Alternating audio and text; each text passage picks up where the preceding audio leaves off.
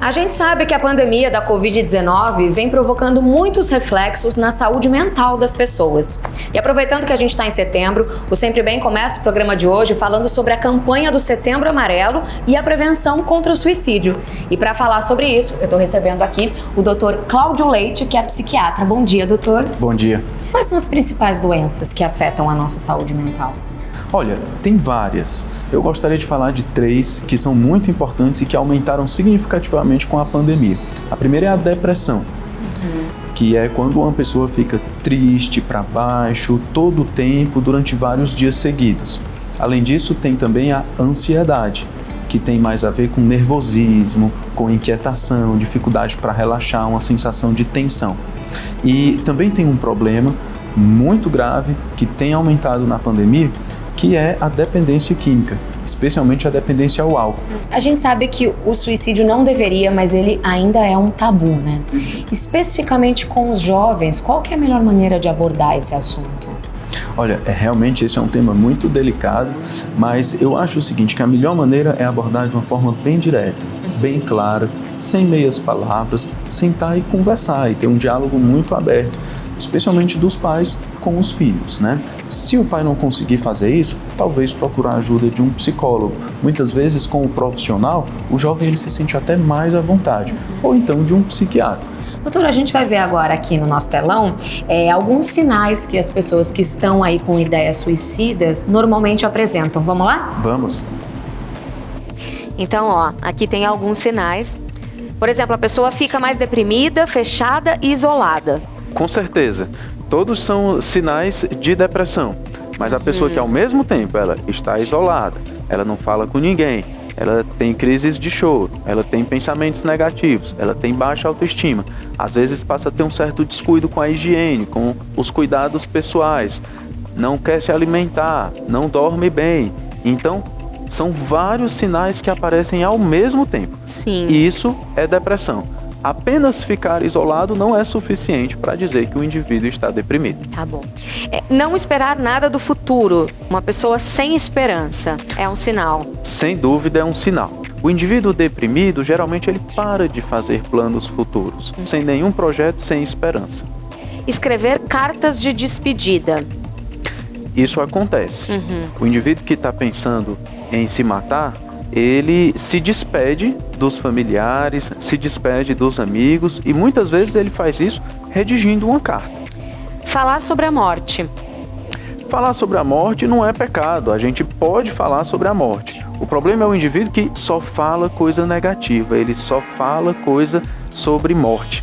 Então, isso pode ser um sinal de alerta. Fala frases como eu não aguento. Às vezes uma pessoa que perdeu o emprego e aí está sem uma renda financeira, acumulou várias dívidas, ou então é uma pessoa que perdeu, por exemplo, o marido ou um namorado e se vê em uma situação desesperadora, em uma situação sem saída. Então ela pode falar, eu não aguento mais. Planeja divisão de bens. A pessoa que realmente está determinada a tentar suicídio, ela se preocupa com quem vai ficar às vezes. Então ela pode sim planejar a divisão de bens. E pratica automutilação. Isso é verdade. Principalmente nos jovens, né? Principalmente nos jovens. A automutilação é o que a gente chama um equivalente do suicídio, porque é algo muito grave e indica que a pessoa pode sim vir a tentar realmente o suicídio. A gente tem agora aqui algumas frases, Cláudia, eu queria que você explicasse um pouco se é assim, explicasse o que elas significam. Por exemplo, o poder público não disponibiliza canais que auxiliem na prevenção do suicídio. Disponibiliza, né? Com certeza disponibiliza. Hoje, em cada um dos municípios, a gente tem a rede de atenção psicossocial. O que é isso? É uma rede de vários equipamentos de saúde que estão voltados exclusivamente para a saúde mental. Principalmente, a gente deve lembrar dos CAPs, que são os Centros de Atenção Psicossocial. Um CAPS é um equipamento de saúde que tem praticamente em todos os municípios do Brasil, em que trabalham, no mínimo, um psiquiatra, um psicólogo, às vezes um terapeuta ocupacional, até educadores físicos. Então tem uma equipe multidisciplinar que trabalha para ajudar as pessoas que sofrem de transtorno mental e também qualquer outro tipo de pessoa que está em sofrimento psíquico. Ou seja, é um mito achar que só quem tem dinheiro pode cuidar da saúde mental, né? Isso não é verdade. Inclusive, mesmo nos postos de saúde, os médicos generalistas, hoje, eles estão cada vez mais treinados e cada vez mais prontos para atender também as pessoas que sofrem de transtornos mentais. E aí que entra também a importância da campanha do Setembro Amarelo, né, Cláudio? Sem dúvida, o Setembro Amarelo é uma campanha que já existe há vários anos, que é promovida pela Associação Brasileira de Psiquiatria e que visa a prevenção do suicídio. Então, a gente deve falar sobre o assunto muito abertamente, muito claramente, mas utilizando a forma correta, as palavras corretas. Cláudio, agora a gente vai conversar com o Carlos Correia, que ele é porta-voz do Centro de Valorização da Vida, que é o CVV. Bom dia, Carlos. O que é o CVV? O CVV é um serviço voluntário que presta apoio emocional com o objetivo da prevenção de suicídio. Ele funciona 24 horas, todos os dias. O atendimento é gratuito e feito por voluntários. Funciona pelo telefone 188, que é gratuito inclusive de celulares, e pode ser acessado também pelo chat e pelo e-mail, que estão no nosso site, que é o cvv.org.br. E como funciona esse trabalho voluntário? O serviço que o voluntário do CVV presta, né, nesse apoio que ele oferece emocionalmente, é um serviço onde nós conversamos com as pessoas. Basicamente, o que nós fazemos é conversar com as pessoas, ouvindo-as, principalmente. E nesse ouvir, a pessoa fala de si, ela abre o seu coração e ela encontra, muitas vezes, soluções para aquilo que, às vezes, ela julgava não haver. Ela encontra um caminho para resolver. Então, assim, é uma relação de pessoa para pessoa. É um contato de calor humano mesmo que a gente oferece para as pessoas que estão passando por um momento de crise, e qualquer um de nós, isso é importante, pode passar por isso, e qualquer um de nós pode olhar à sua volta e oferecer isso para alguém. Pois é, né, Cláudio? Porque muitas vezes a pessoa só quer ser ouvida, né? Só quer ter atenção. É verdade. Inclusive, esse serviço que o CVV presta, ele é muito bom, muito eficaz para a prevenção do suicídio. Isso já está amplamente demonstrado, não só no Brasil, mas em vários outros países do mundo. Em relação aos idosos, a gente sabe que a taxa de suicídio é bastante elevada nessa faixa etária. O que acontece? É verdade. Tem duas faixas etárias na qual o suicídio ele é um grande problema. Os jovens e os idosos. Nos idosos, a gente vê muita depressão. Só que essa depressão, às vezes, ela está mascarada, ela está escondida. O idoso nem sempre ele se queixa de tristeza. Às vezes ele se queixa de dor. Às vezes ele se queixa, por exemplo, de não querer se alimentar, perde peso. Às vezes não está conseguindo dormir bem. Então, a depressão no idoso, muitas vezes, ela demora para ser diagnosticada. E quando a gente percebe, o idoso ele já está com ideação suicida. E como que a família, não só no caso do idoso, mas de forma geral, como que a família ela pode ser uma aliada das pessoas que estão passando por momentos críticos assim? A família definitivamente é uma super aliada. Eu acho que o primeiro passo é estar aberto ao diálogo. Então, os pais, os irmãos devem sempre ficar à disposição daquela pessoa para conversar, para ouvi-la. Além disso, a família deve promover também estratégias de tratamento complementar, que a gente chama. Por exemplo, atividade física, um ajuste na dieta, promover interação social, tentar incentivar um pouco a pessoa a recuperar um propósito de vida, atividades de lazer, tudo isso a família pode fazer. A gente vai ver agora, Cláudio, frases que não devem ser ditas para as pessoas que estão passando aí por essa situação. Eu conheço muita gente que pensa em se matar também, mas não faz nada.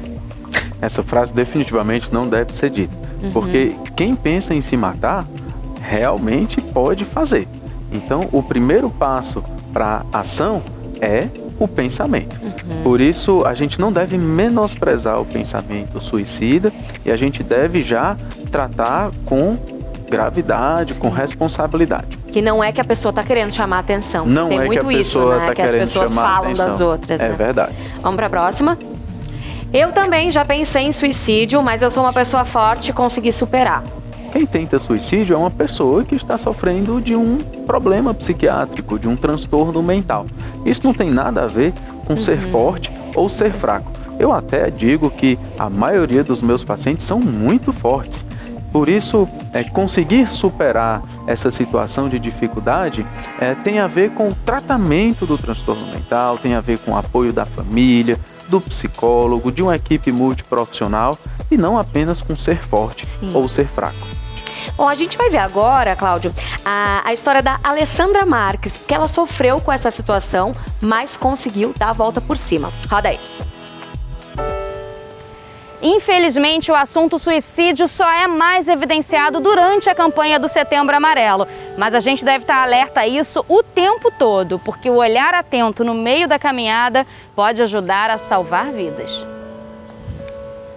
A Alessandra passou por momentos muito difíceis, com pensamentos suicidas, e isso tudo desencadeado por um estresse. Queria que você contasse um pouquinho pra gente. Eu já tive algumas crises de depressão, que elas começaram com estresse, mas em 2017 eu tive uma crise mais forte, e um dos sintomas, e que a gente pode entender talvez como o sintoma mais agudo, é quando os seus pensamentos, que já ficam bem obsessivos quando você está num momento ansioso de depressão, você começa a pensar, vir imagens. Por exemplo, eu vou falar de mim. Eu estava parada em casa e eu começava a ver imagens que eu ia pular da varanda. Eu sabia que eu não ia fazer isso, no meu caso, né? Mas só aquele pensamento obsessivo de todo o tempo você está sendo invadido por essa ameaça à sua própria vida é bem desesperador. Quando que você percebeu que estava em depressão? Em 2014, eu passei por um momento que eu fiquei sem trabalho. Então, aquela preocupação diária de não saber como que eu vou pagar as contas e não saber como que eu ia dar conta da minha própria vida, onde que eu ia arrumar um trabalho, aquilo me desgastava diariamente. Eu acordava angustiada, chorando, 1 semana, 2 semanas, 3 semanas, 4 semanas. Em determinado momento, eu precisava buscar ajuda médica, porque algo de errado estava acontecendo e eu não estava conseguindo perceber muito bem. Quando eu fui no psiquiatra e comecei a medicação, o tratamento e a psicoterapia, depois de algumas semanas, eu comecei a perceber que realmente, quando você começa a melhorar, é que você consegue perceber o quanto você estava mal. E aí, para você, o fundamental para sair dessas crises foi a rede de apoio? Sim. Se você é muito extrovertido, gosta de conversar, de sair, do nada você não começa a não ter mais interesse em fazer essas coisas. Você acaba se isolando. Então, tem aquelas pessoas, no caso minha mãe, uma pessoa muito presente, e amigos, que às vezes é aquela família que a gente escolheu, né? Então eu consigo me abrir com alguns amigos. E aí nos momentos em que eu estava bem desesperada, o WhatsApp me ajudou bastante, porque às vezes você não quer nem falar verbalmente, né? Uma chamada de vídeo às vezes é invasiva, mas teclar um desabafo, uma pessoa que possa estar ali presente para estar do teu lado, às vezes ela não precisa dizer nada. Eu acho que isso é bem importante, né? Hoje eu me observo muito, eu tenho consciência sobre mim e eu procuro olhar para o lado, porque sempre vai ter alguém que está precisando. Já fui eu e hoje eu posso me disponibilizar para ajudar outras pessoas, sempre em grupo, para não ficar aquele peso e a gente se desgastar, mas para o amor se multiplicar.